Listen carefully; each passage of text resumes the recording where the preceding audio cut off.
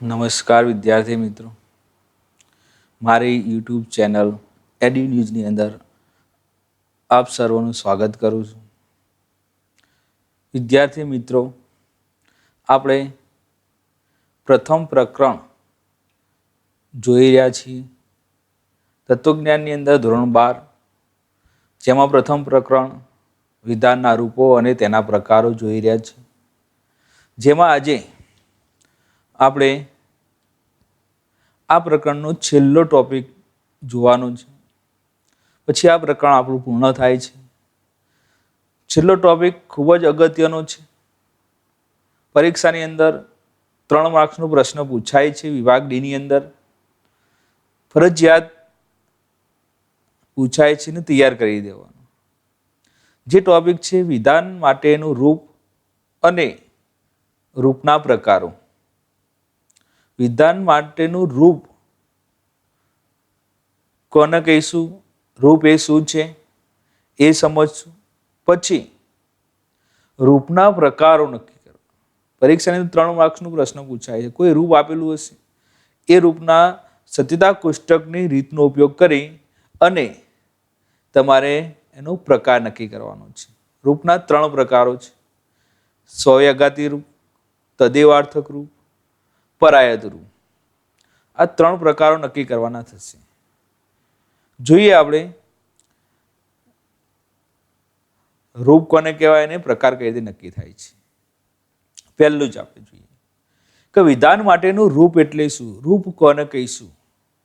તો અહીંયા આગળ આપણને એની વ્યાખ્યા પણ આપેલી છે કે વિધાન માટેનું રૂપ એ પ્રતીકોની એવી ગોઠવણી છે કે જેમાં વિધાનો નહીં પણ વિધાનપરક પરિવર્તી કે પરિવર્તીઓ અને તાર્કિક કારકો આવેલા છે. આ પરિવર્તી કે પરિવર્તીઓના સ્થાને એકના એક પરિવર્તીના સ્થાને એકનું એક વિધાન મૂકવામાં આવે, તેના પરિણામે એક વિધાન મળે છે આપણને. જો વિદ્યાર્થી મિત્રો, વિધાન માટેનું રૂપ, રૂપ કોને કહીશું આપણે? તો અહીંયા આગળ જો આપણને આપેલું છે કે વિધાન માટેનું રૂપ એ પ્રતીકોની એવી ગોઠવણી છે કે જેમાં પ્રતીકો આવે છે, કે એમાં વિધાનો નથી હોતા પણ શું હોય છે? વિધાનપરક પરિવર્તી કે પરિવર્તીઓ જોવા મળે છે. વિધાનપરક પરિવર્તી આપણે આગળ જોઈ ગયા. વિધાનપરક અચલ અને વિધાનપરક પરિવર્તી વિશે આપણે આગળ જોઈ ગયા. અચલ છે ક્યાં વપરાય છે? પ્રાતિક રજૂઆત માટે વપરાય છે. અને પરિવર્તી છે એ રૂપની રજૂઆત માટે વપરાય છે. તો અહીંયા આગળ રૂપ એ પ્રતીકોની એવી ગોઠવણી છે કે જેમાં વિધાનો આવતા નથી પણ જેની અંદર વિધાનપરક પરિવર્તી કે પરિવર્તીઓ અને બીજું શું હોય છે? તાર્કિક કારકો આવતા હોય છે. જો નીચે ઉદાહરણ આપેલા છે આપણને. આ પી છે એ વિધાનપરક પરિવર્તી છે અને નિષેધ એ તાર્કિક કારક છે. એટલે કે પરિવર્તી કે પરિવર્તીઓ અને તાર્કિક કારકની એવી ગોઠવણી છે જેને વિધાન માટેનું રૂપ કહેવામાં આવે છે. અને જે રૂપની અંદર જે પરિવર્તી હોય એ પરિવર્તીના સ્થાને આપણે જે વિધાન મૂક્યું છે તો એની એ જ દલીલમાં એના એ જ રૂપની અંદર એ વિધાન ફરથી આવે તો એ રૂપમાં એનું એ જ વિધાન મૂકવાનું થશે. દાખલા તરીકે જુઓ તમે, અહીંયા આપણને નિષેધ પી આપેલો છે, બીજું ઉદાહરણ પી શરતી ક્યુ છે, ત્રીજું ઉદાહરણ નિષેધ કૌંસમાં પી વિકલ્પન ક્યુ છે. હવે આગળ ત્રીજું ઉદાહરણ જોઈએ આપણે. ત્રીજા ઉદાહરણમાં પી માટે આપણે અમુક વિધાન નક્કી કર્યું. દાખલા કે પી માટે આપણે નક્કી કર્યું કે અમદાવાદ જઈશ, તો આ જ રૂપની અંદર ફરથી પી આવે તો એ અમદાવાદ જઈશ એ જ વિધાન મૂકવું પડશે. પણ જો આની જગ્યાએ અહીંયા આગળ પહેલા નંબરમાં આપણે પીની જગ્યાએ અમદાવાદ જઈશ આપણે મૂક્યું છે, જ્યારે બીજા નંબરમાં પી માટે આપણે અમદાવાદ જઈશ એ મૂકશું નહીં તો ચાલશે, બીજું કોઈ પણ વિધાન મૂકી શકાય. એકના એક રૂપની અંદર એક પરિવર્તી માટે જે પ્રતીક વાપર્યું એ પરિવર્તી એના એ રૂપમાં ગમે તેટલી વાર આવે તો એના માટે એનું એ જ પ્રતીક વાપરવાનું રહેશે. આગળ જોઈશું, ખ્યાલ આવશે તમને. એની સમજૂતી આપેલી છે, વિધાન માટેના રૂપની સમજૂતી છે. તો વિધાન માટેનું રૂપ છે એ વિધાન નથી, એને આપણે વિધાન કહીશું નહીં. કેમ કે રૂપ એ ક્યારેય સત્ય અસત્ય હોતું નથી. રૂપને સત્ય અસત્ય કહેવાય નહીં, કારણ કે એ તો એક ખાલી જગ્યા દર્શાવે છે જેની અંદર કોઈ ડિટેલ, કોઈ માહિતી છે નહીં.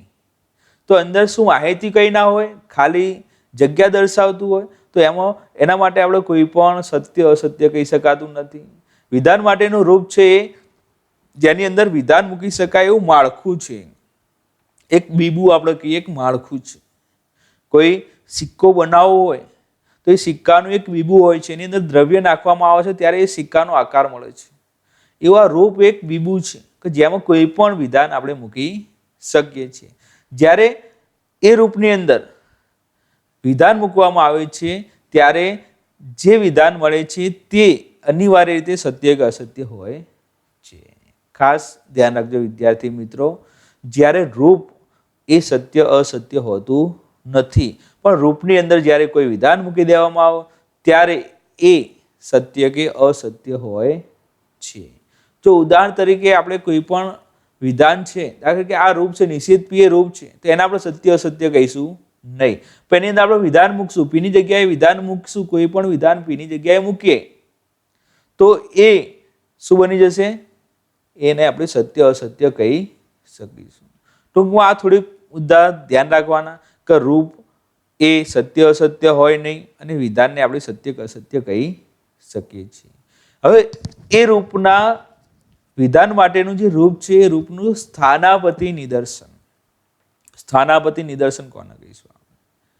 જ્યારે રૂપના અંદર જ્યારે વિધાન મૂકવામાં આવે છે ત્યારે એ વિધાન એ રૂપનું સ્થાનાપતિ નિદર્શન ગણવામાં આવશે. થોડું ધ્યાન આપજો.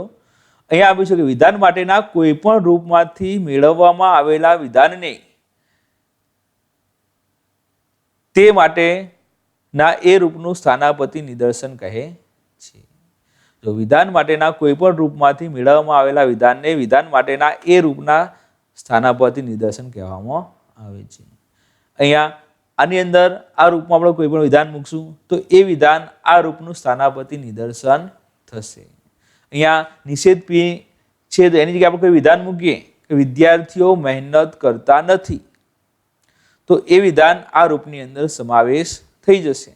તો વિદ્યાર્થીઓ મહેનત કરતા નથી એ આ રૂપનું સ્થાનાપતિ નિદર્શન ગણાશે. તો વિદ્યાર્થી મિત્રો, સ્થાનાપતિ નિદર્શન એ પરીક્ષાની અંદર પૂછાયેલો પ્રશ્ન છે. માર્ચ 19 જુલાઈ 2018 ની અંદર પૂછાયેલો પ્રશ્ન છે. સ્થાનાપતિ નિદર્શન એ શું છે? સ્થાનાપતિ નિદર્શન કોને કહેવાય છે? તો એની અંદર આપણે જોઈએ, ઉદાહરણ સાથે સમજાવ્યું છે આપણને કે વિધાન માટેના રૂપનું સ્થાનાપતિ નિદર્શન કોને કહીશું આપણે. તો જો સ્થાનાપતિ નિદર્શનની અંદર જ્યારે રૂપની અંદર જોઈએ આપણે રૂપમાં જ્યારે વિધાન મૂકવામાં આવે છે, વિધાન માટેના રૂપમાંથી મેળવવામાં આવેલા વિધાનને વિધાન માટેના એ રૂપનું સ્થાનાપતિ નિદર્શન કહે છે.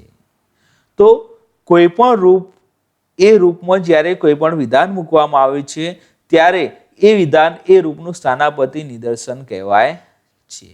ને આગળ જોઈએ એ પ્રમાણે જો અહીં આપ્યું છે કે રૂપની અંદર આવતા વિધાનપરક પરિવર્તીના સ્થાને આપણે ગમે તે વિધાન મૂકી શકીએ છીએ, પણ એકના એક પરિવર્તીના સ્થાને એકનું એક જ વિધાન મૂકી શકાય. હવે શું ધ્યાન આપજો થોડું કે જ્યારે રૂપમાંથી મેળવવામાં આવેલા જે વિધાનને એ રૂપનું સ્થાનાપતિ નિદર્શન કહેવાય છે.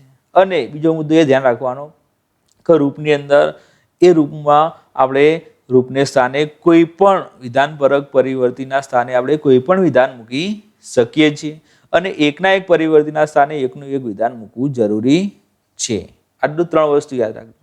જો અહીંયા આપણને રૂપ આપેલું છે કે પી સમુચ્ચય ક્યુ આ રૂપ છે. હવે આ રૂપ આપેલું છે તો આ રૂપના સ્થાનાપતિ નિદર્શનો અનેક હોઈ શકે છે. પી ની જગ્યાએ આપણે કોઈ પણ વિધાન મૂકી શકીએ છીએ, ક્યુ ની જગ્યાએ પણ કોઈ પણ વિધાન મૂકી શકાય છે.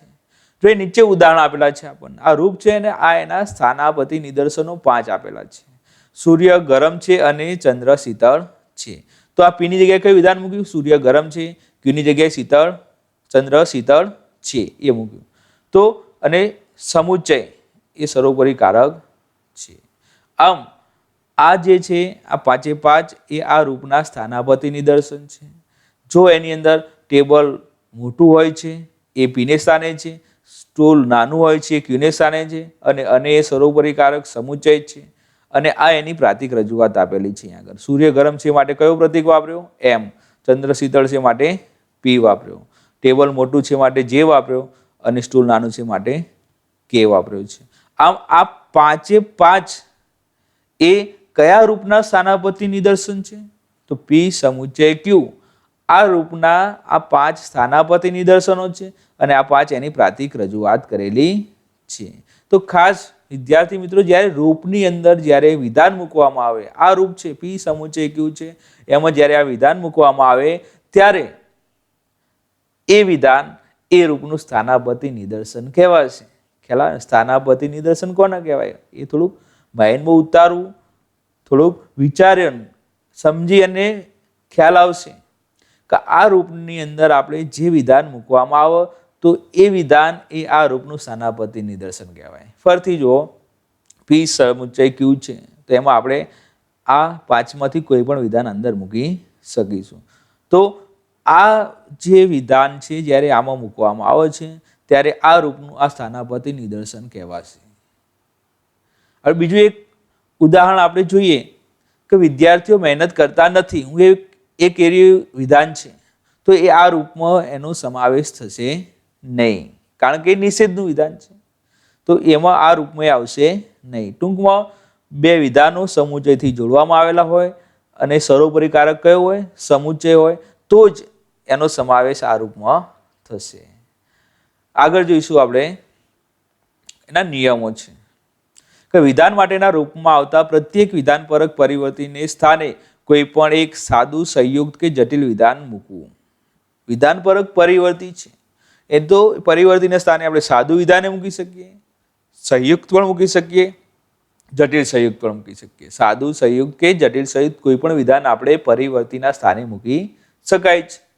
વિધાન માટેના રૂપમાં એકનું એક વિધાનપરક પરિવર્તી જેટલી વાર આવે તેટલી વાર તેને સ્થાને એકનું એક જ વિધાન મૂકવું. જો આગળ જોઈએ પ્રમાણે આપણે વિધાનપરક પરિવર્તી એટલે કે પી છે, રૂપની અંદર એક વાર પી આપેલો છે અને એના રૂપમાં ફરથી પી આવો તો એના માટે જે પી માટે જે વિધાન વાપર્યું હોય એ ફરથી પી આવો એના માટે એ જ વિધાન વાપરવાનું, એમાં કોઈ ફેરફાર કરવાનો નહીં. એટલે કે જે પરિવર્તી માટે જે વિધાન વાપર્યું છે એ પરિવર્તી એ રૂપમાં ફરથી આવો છે તો એના માટે એ જ વિધાન વાપરવાનું થશે.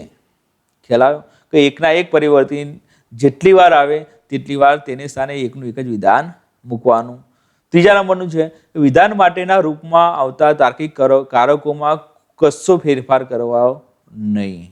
તાર્કિક કારક, વિધાન માટેના રૂપમાં જે તાર્કિક કારક આવતો હોય, જે તાર્કિક કારક જે સ્થાને હોય એમાં કોઈ પણ પ્રકારનો ફેરફાર કરવાનો નહીં. રૂપમાં જે કારક જે ક્રમમાં ગોઠવાયેલા હોય તે ક્રમમાં સ્થાનાપતિ નિદર્શનમાં ગોઠવવા. તાર્કિક કારકમાં કોઈ ફેરફાર કરવો નહીં. આ બે વસ્તુ યાદ રાખજો. પહેલી વસ્તુ એ કે જે વિધાનપરક પરિવર્તી માટે આપણે જે વિધાન વાપર્યું છે એ વિધાન એ પરિવર્તી ગમે એટલી વાર આવશે એટલી વાર એનું એ જ વિધાન મૂકવાનું થશે, અને તાર્કિક કારકોમાં કોઈ ફેરફાર કરવો નહીં, એના ક્રમમાં કોઈ ફેરફાર કરવાનો રહેશે નહીં. એક એક્ઝામ્પલ એ આપેલું છે, એક્ઝામ્પલ જોઈએ એટલે ખ્યાલ આવશે તમને કે રૂપ અને એનું સ્થાનાપતિ નિદર્શન શું કઈ રીતે આપણે એને સમજીશું. જો અહીંયા આપણને ચાર રૂપ આપે છે. એક પી છે, પી સમુચ્ચય ક્યુ છે, પી સમુચ્ચય નિષેધ ક્યુ છે, અને ચોથા નંબરનું પી વિકલ્પન કૌંસમાં સમુચ્ચય પી છે. ચાર રૂપો છે અહીંયા આગળ, અને નીચે 10 સ્થાનાપતિ નિદર્શનો આપેલા છે. આપણને ચાર રૂપો છે, 10 સ્થાનાપતિ નિદર્શનો આપેલા છે. હવે જોઈએ આપણે તો આ 10માંથી કયા રૂપમાં કયો સ્થાનાપતિ નિદર્શન મૂકી શકાશે. તો આગળ પહેલું આવ્યું કે પી છે, તો પી ની જગ્યાએ આપણે આગળ જોઈએ એમ સાદું, સંયુક્ત કે જટિલ કોઈ પણ વિધાન મૂકી શકાય. તો પી ની જગ્યાએ આપણે આ 10 વિધાન મૂકી શકીશું. પી ની જગ્યાએ બી પણ મૂકી શકાશે, પી ની જગ્યાએ એ સમુચ્ચય બી પણ મૂકી શકાશે, પી ની જગ્યાએ બી સમુચ્ચય નિષેધ ડી પણ મૂકી શકાશે. એટલે કે આ 10માંથી 10 વિધાનો આપણે પી ની જગ્યાએ મૂકી શકીશું. બીજા નંબરનું છે પી સમુચ્ચય. જો અહીંયા મેં બાજુમાં માહિતી આપેલી છે કે જો પહેલા નંબરનું રૂપ છે એમાં 1 થી 10 એ 10 વિધાનો મૂકી શકાશે. બીજા નંબરનું છે પી સમુચ્ચય ક્યુ છે. પી સમુચ્ચય ક્યુ, તો પી ની જગ્યાએ આપણે કોઈ પણ વિધાન મૂકી શકીએ, ક્યુ ની જગ્યાએ પણ કોઈ પણ વિધાન મૂકી શકાશે. આમાં સર્વોપરી કારક કયો છે? સમુચ્ચય છે. જ્યારે સ્થાનાપતિ નિદર્શન આપણે આમાં મૂકવું હોય, કોઈ પણ વિધાન આની અંદર મૂકવું હોય તો એનો સર્વોપરી કારક કયો હોવો જોઈએ? સમુચ્ચય હોવો જોઈએ. જો સમુચ્ચય સર્વોપરી કારક હશે તો જ આની અંદર વિધાન મૂકી શકાશે. જો અહીંયા આગળ બી છે તો આ બી આની અંદર મૂકી નહીં શકાય. કેમ? કે આમાં કોઈ તાર્કિક કારક નથી. આપણે જોઈએ કે તાર્કિક કારકમાં કઈ ફેરફાર કરવાનો રહેશે નહીં. એના સ્થાનમાં, એના ક્રમમાં કોઈ ફેરફાર કરવાનો નથી. જો સર્વોપરી કારક સમુચ્ચય હશે એ જ વિધાન આની અંદર મૂકી શકાશે. જો બીજા નંબરનો સર્વોપરી કારક કયો છે? સમુચ્ચય, એટલે કે બીજા નંબરનો મૂકી શકાશે. ત્રીજા નંબરનો સર્વોપરી કારક સમુચ્ચય છે. ચોથામાં સમુચ્ચય, પાંચમામાં સમુચ્ચય, છઠ્ઠામાં સમુચ્ચય, સાતમામાં, આઠમામાં, નવમા અને 10મામાં. એટલે 2 થી 10 સુધી જો લખીએ 2 થી 10 સુધીના વિધાનો છે બીજા નંબરના રૂપની અંદર મૂકી શકાશે. પછી ત્રીજા નંબરનું રૂપ છે પી સમુચ્ચય નિષેધ ક્યુ છે. તો આ રૂપમાં 10 માંથી કેટલા વિધાનો મૂકી શકાય? તો જો આમાં સર્વોપરી કારક સમુચ્ચય છે તો બરાબર છે, પણ એના પછી કયું કારક છે? નિષેધ હોવો જોઈએ. પહેલું વિધાન સાદું છે, બીજો સર્વોપરી કારક છે અને બીજું વિધાન છે એનો નિષેધ કરેલો છે. એટલે આ તાર્કિક કારકોમાં કોઈ ફેરફાર થવો જોઈએ નહીં. જો આવે કે 2, 3, 6 અને 9 આ 3 ઉદાહરણો છે. 3 સ્થાનાપતિ નિદર્શનો આની અંદર મૂકી શકાશે. જો અહીંયા આગળ એ સમુચ્ચય બી છે તો આમાં આવશે નહીં. કેમ? કે અહીંયા આગળ નિષેધ નથી. સમુચ્ચય તો પણ નિષેધકારક નથી. તેથી આ વિધાન છે એમાં સમાવેશ નહીં થાય, આનો પણ સમાવેશ નહીં થાય. ત્રીજા નંબરનું જુઓ, ત્રીજા નંબરનો આમાં સમાવેશ થઈ જશે. પીની જગ્યાએ શું મૂક્યું? બી મૂક્યું. અને સમુચ્ચય નિષેધમાં કોઈ ફેરફાર કરવાનો નથી. અને ક્યુની જગ્યાએ શું મૂક્યું? ડી મૂક્યું. એક ત્રીજા નંબરનું આવશે, ચોથા નંબરનું પણ એમાં નહીં આવે, પાંચમા નંબરનું નહીં આવે, છઠ્ઠા નંબરનું એમાં આવશે. જુઓ, પીની જગ્યાએ એ મૂક્યો, સમુચ્ચય નિષેધ એ તાર્કિક કારકો સેમ જ છે. અને ક્યુની જગ્યાએ કયું મૂક્યું? આર દ્વિશરતી એસ મૂક્યું છે. અને 9મા નંબરનું વિધાન જુઓ, જે આપણને આપેલું છે 7મા નંબરનું વિધાન. જે અહીંયા આગળ સર્વોપરી કારક કયો છે? સમુચ્ચય છે અને નિષેધ એ છે. એટલે 7મા નંબરનું વિધાન પણ એમાં આવશે. અહીંયા લખવામાં થોડીક ભૂલ થઈ, અહીંયા આગળ 7મા નંબરનું વિધાન આવશે. અહીંયા આગળ 7મા નંબરનું વિધાન એ આ રૂપમાં સમાવેશ થઈ જશે. એટલે 3, 6 અને 7 આ 3 વિધાનો છે એ એની અંદર સમાવેશ થશે. બીજાનો એમાં સમાવેશ થશે નહીં.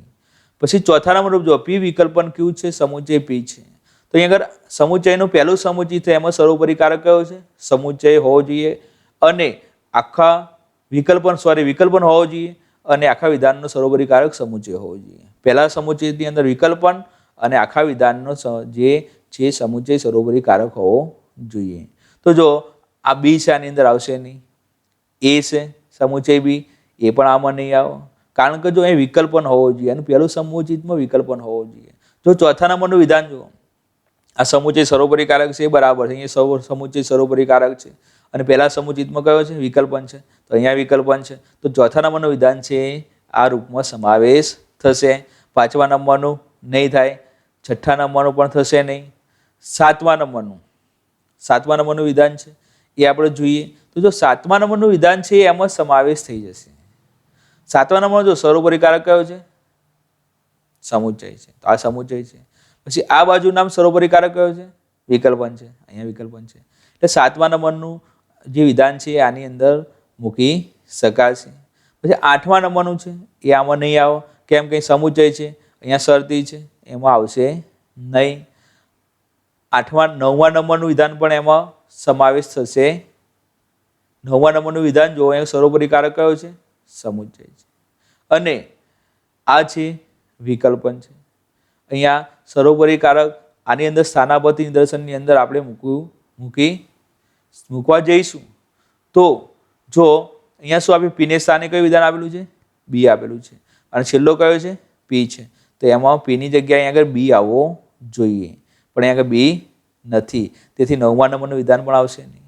10મા નંબરનું વિધાન જોઈએ. 10મા નંબરનું વિધાન છે સર્વોપરી કારક કયો? સમુચ્ચય છે, અહીંયા સમુચ્ચય છે.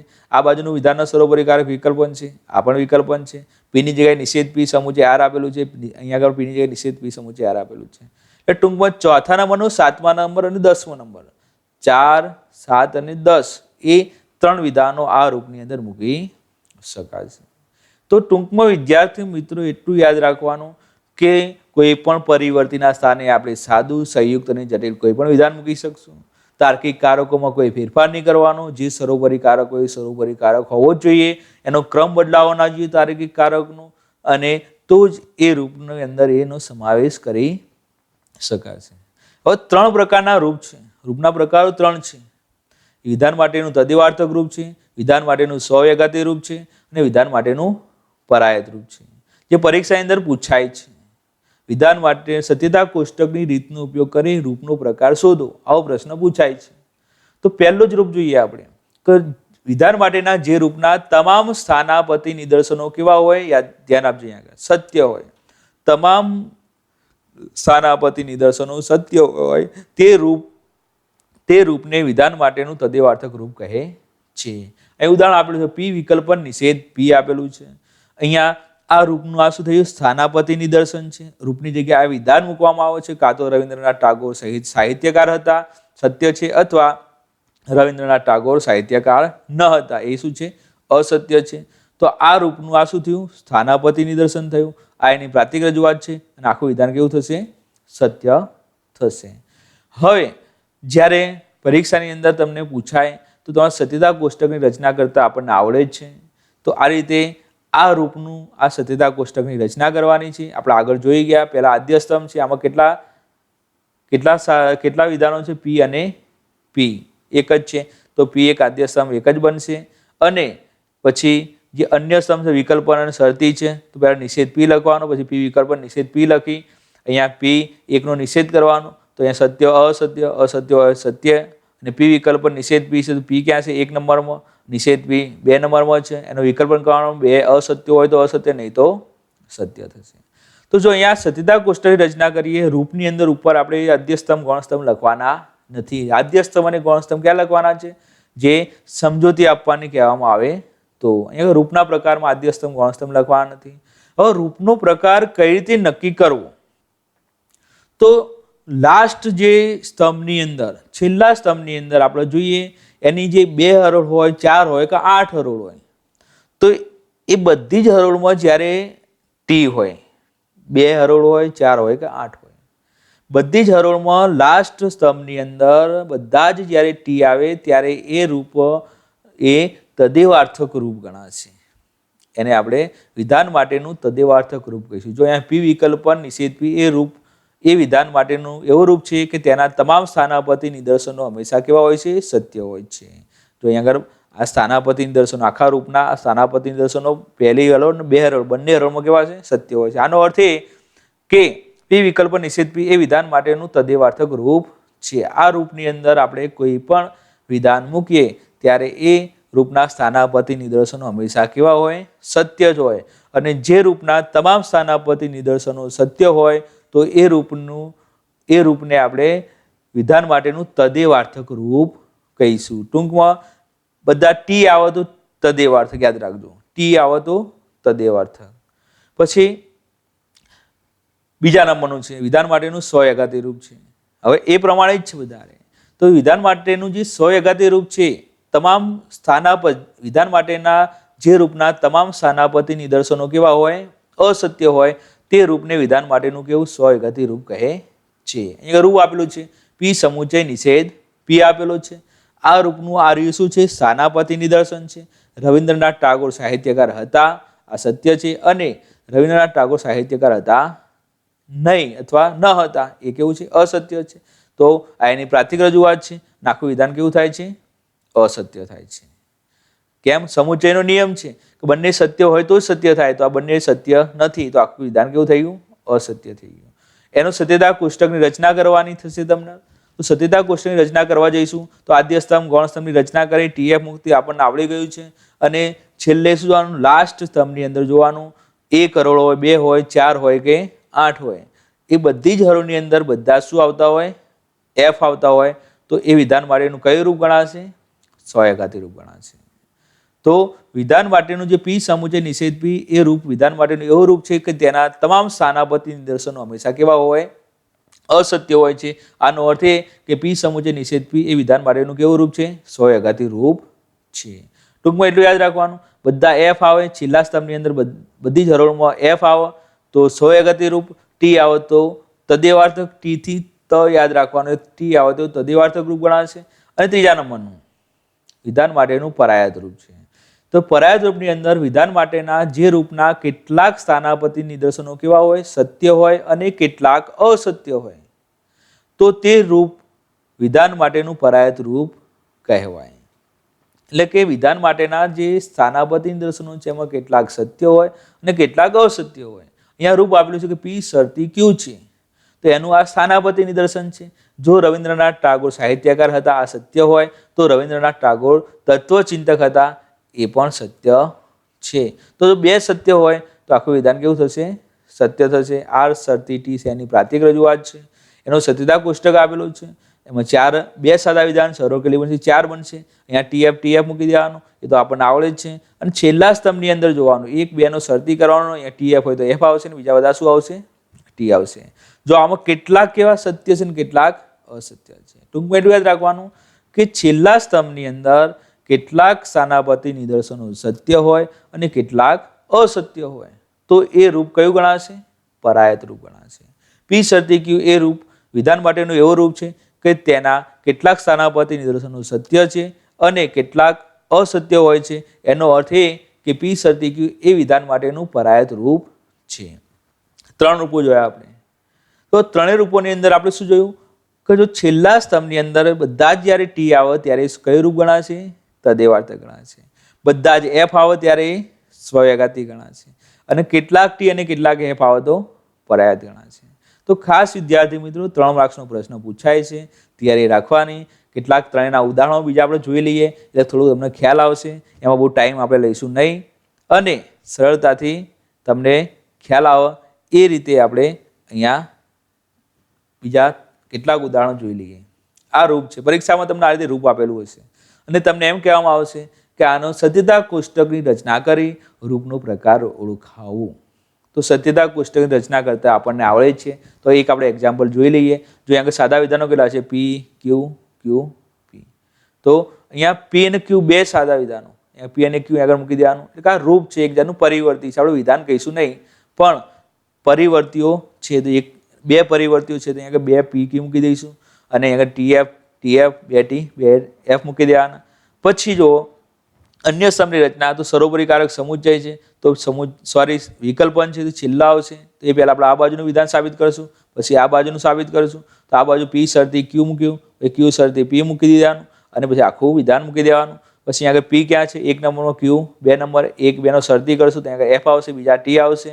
ક્યુ શરતી એફ છે. જો અહીંયા વિદ્યાર્થી મિત્રો ખાસ ધ્યાન આપજો, ક્યુ શરતી પી છે તો અહીંયા ક્યુ કયા નંબરમાં છે? 2 નંબરમાં, તો અહીંયા 2 લખવાનું. અને પી કયા નંબરમાં છે?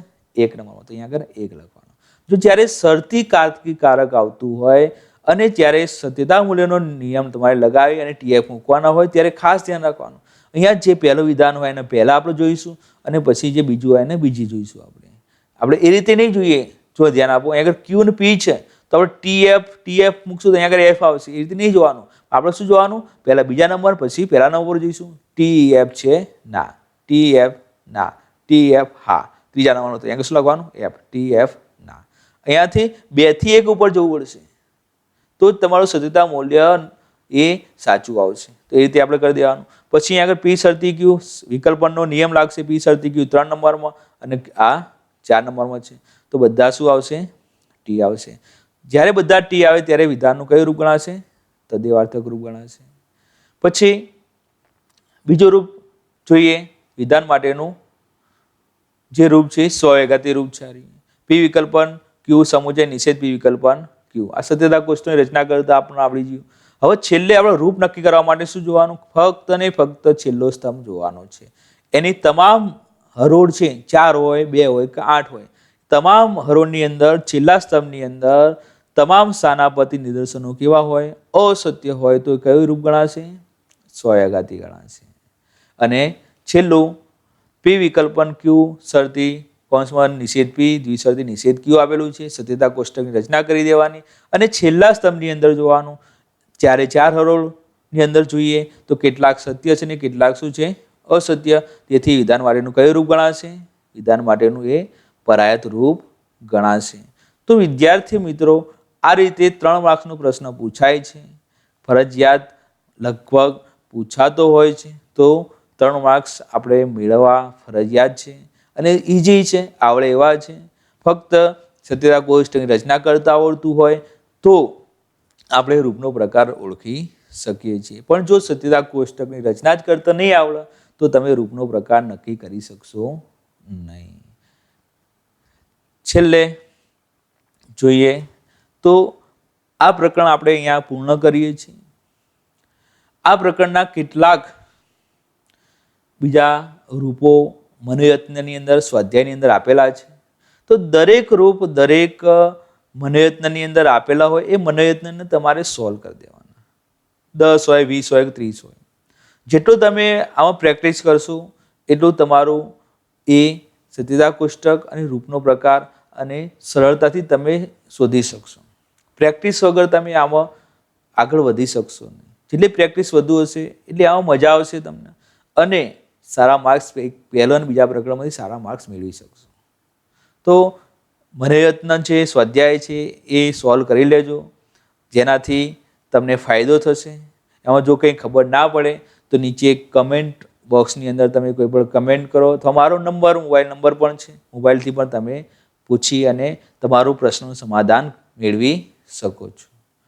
છેલ્લે મારી યુટ્યુબ ચેનલ એને સબસ્ક્રાઈબ કરી લાઈક શેર કરજો અને મારા આ વિડીયો છે દરેક બીજા વિદ્યાર્થીઓ સુધી પહોંચે એ માટે શેર કરજો. વધુ શેર કરી અને વધુમાં વધુ વિદ્યાર્થી સુધી પહોંચાડવાનો પ્રયત્ન કરજો. અસ્તુ. જય હિન્દ.